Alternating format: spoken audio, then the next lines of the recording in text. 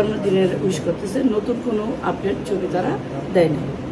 রিজিকের সাথে কি আপনাদের কোনো যোগাযোগ হয়েছে? না, রিজিকে কেউ আমার সাথে যোগাযোগ করতে আপনাদের দিচ্ছে না।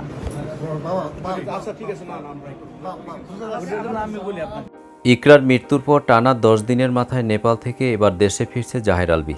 জাহের আলভীকে ঘিরে সোশ্যাল মিডিয়ায় বেশ আলোচনার ঝড় উঠেছে।